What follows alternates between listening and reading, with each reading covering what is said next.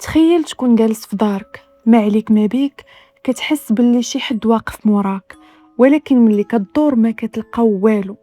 هادشي اللي وقع لدوريس بيتر، هي والعائله ديالها. مرة اللي غتعاني في حياتها مع شي حوايج اللي ما كيبانوش ليها لدرجه غتولي كتاكل العصا. اليوم غنهضروا على قضيه دوريس اللي حيرات الاطباء النفسيين والقساوسه وما لقاوش تفسير لهاد الظاهره الغريبه. قبل ما نبداو بغيت نقول لكم اللي باقي ما مشتركش معنا في القناه يشترك ويفعل الجرس باش يوصلكم كل جديد. بلا ما نطولها لكم يلا نبداو. القضيه ديالنا غادي تدينا لمدينه كولفر سيتي في ولايه كاليفورنيا في امريكا سنه 1974.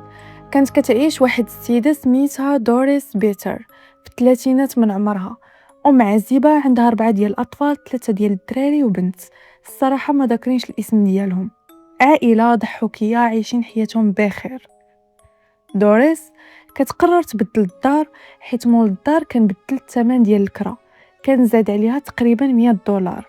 دوريس جاتها قاصحة حيت كيف ما كنت قلت لكم ام عزيبة وهي اللي كتصرف على ولادها، فقررت تبدل السكنة وانتقلت لواحد الدار اللي ما كانتش بعيدة بزاف على فين كانت ساكنة. هاد الدار جات في حي شعبي عادي سميتو مار فيستا.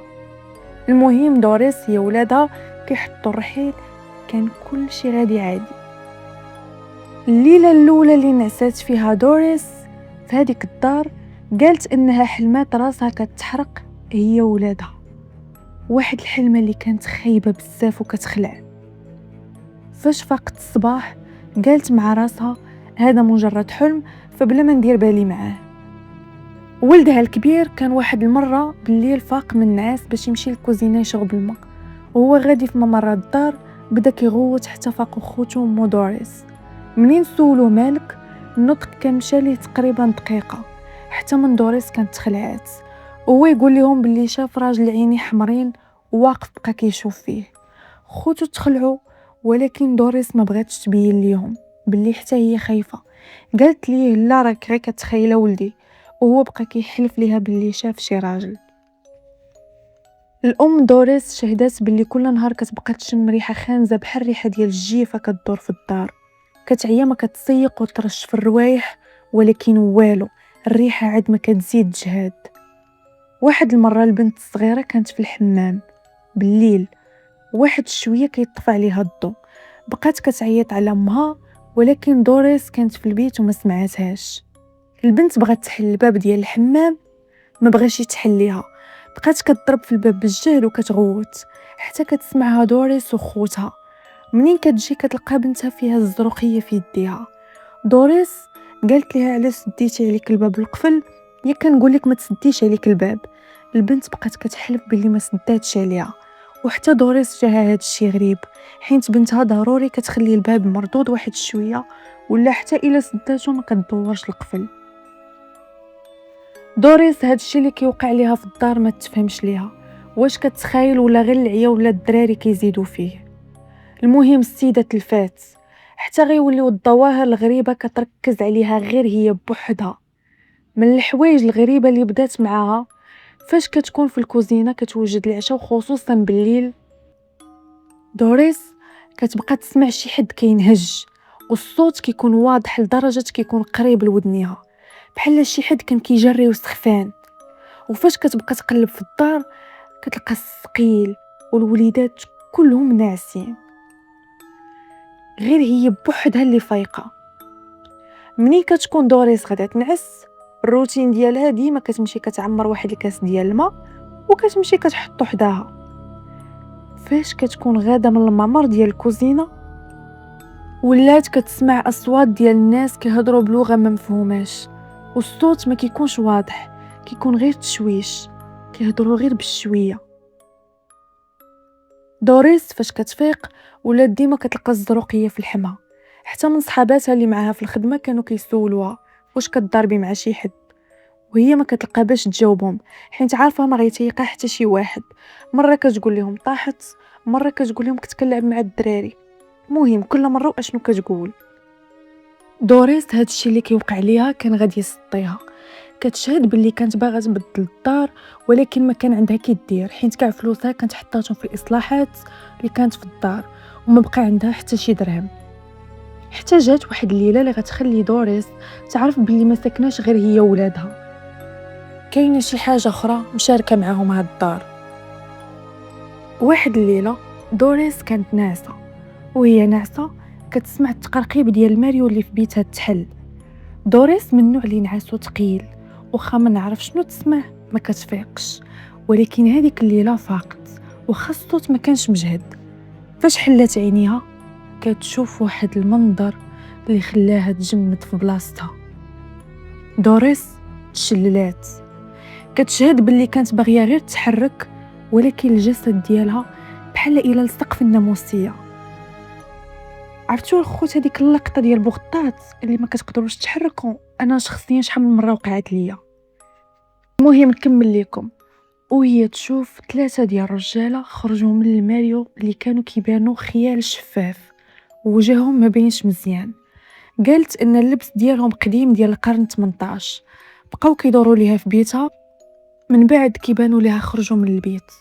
هنا دوريس بقات كتغوت لواحد الدرجه هستيريه، حتى من الجيران سمعوها. فاش دخلوا عندها بقات كتقول لهم شنو كاين. قالت لهم شوفوا الباب ديال الماريو راه ماشي انا اللي حليته، راه شفت واحد الرجاله خارجين منه. وبقات كتغوت وكتبكي، ولكن هاد الجيران ما تيقوهاش، قالوا ياك ما تصطات. حتى من وليداتها الصغار مساكن دخلوا قالوا انهم حتى هما شحال من مره كيشوفوا شي حوايج غريبه وكيشوفوا خيالات، وشحال من حاجه كانت كتوقع ليهم. في الصيف من سنة 1974 من نفس العام، دوريس كتقرر تمشي عند واحد القسيس اللي ما ذاكرينش للصراحة الاسم ديالو. القسيس أول ما دخل الدار حس باللي كاينين أرواح خايبة عايشة معاهم، وما كايناش غير روح وحدة ولا 2 ولا 3، لا، كاينة عشيرة ديال الأرواح.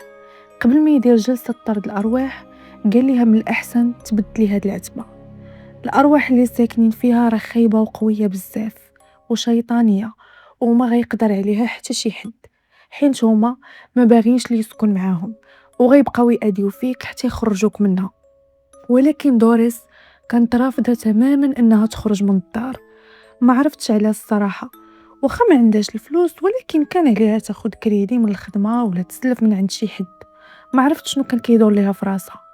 المهم دوريس الفكره ديال تهز حوايجها وتخرج من الدار ما كانش داخله ليها لراسها.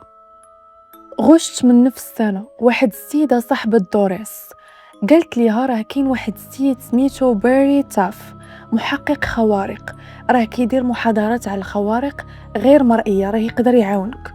هنا دوريس كطير كتمشي لعندو جامعة كاليفورنيا في لوس أنجلوس. سميتها UCLA، سمحوا لي انا ما ذكرتش الاسم ديالها مزيان. كانت نيت هذيك الساعة عنده محاضرة. دوريس سناتو حتى سالة. فاش كان خارج تلقات لي وهي كترعد وكتبكي. قالت لي عافاك عاوني، راه كيوقعوا معايا شي حوايج اللي غادي يسطيوني وحتى شي واحد ما كيتيق بيا.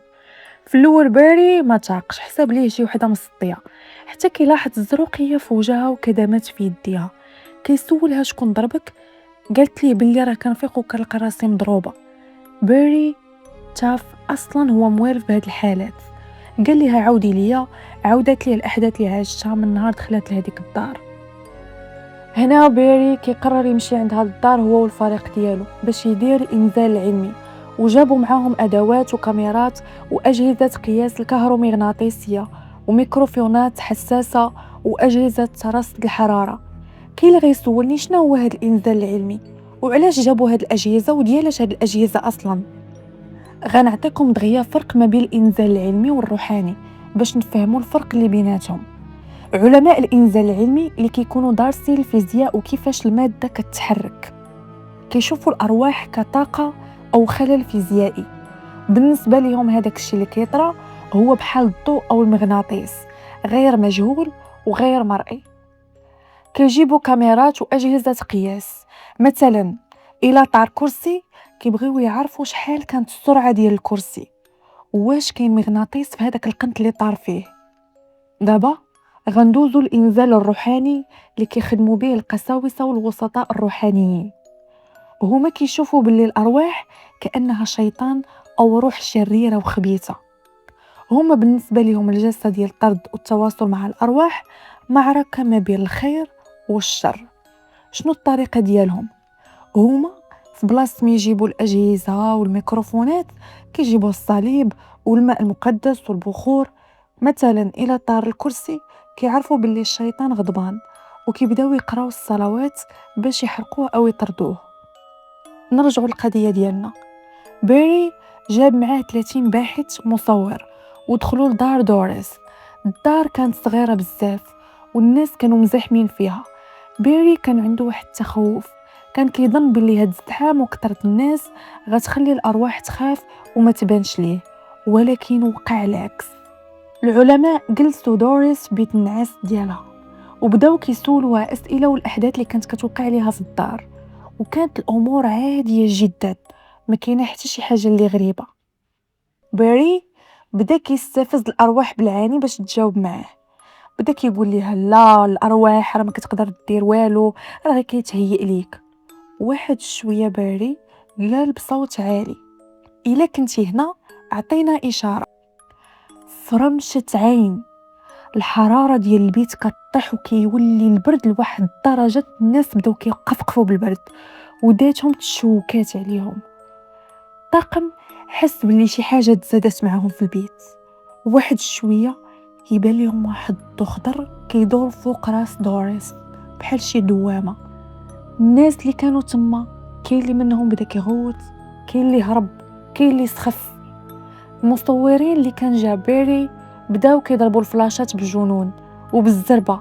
بيري كان كيستعمل كاميرات بولارويد، كنتمنى نكون ذكرت الاسم ديالها مزيان، اللي كتخرج الصوره في اقل مده 60 ثانيه غير باش يقطع الشك. ملي خرجوا الصور طاقم الفريق كل شيء تصدم. الصور بينات خيوط ضوئيه محاطه براس دوريس، وبان لهم واحد الشكل ضبابي كيشبه لراجل ضخم واقف من موراها. بيري تاف بدا كيقلب الكاميرات. واحد اللقطه شك حتى في دوريس حيت هذا الشيء اول مره غادي يوقع ليه. بيري بدا كيقلب الحيوط، كيقلب الدار، قنت بقنت والو، ما كاين حتى شي جهاز بروجيكتور ولا خدعه بصريه. كلشي هرب، كلشي خرج كيجري. هنا دوريس كتقرر ترحل من الدار وتمشي تسكن في بلاصه اخرى. من بعد كترجع لحياتها الطبيعيه هي وولادها، وكتموت سنه 7 يوليو 2006.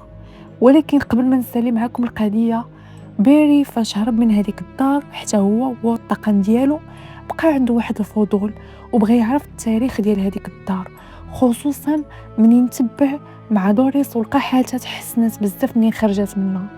بيري فاش كيقلب على التاريخ ديال هذيك الدار كيكتشف باللي في القرن 18 قبل ما تبنى الدار، ملي كانت الارض باقا خاويه، وقعت تما تصفيه حسابات بين عصابات بجوج.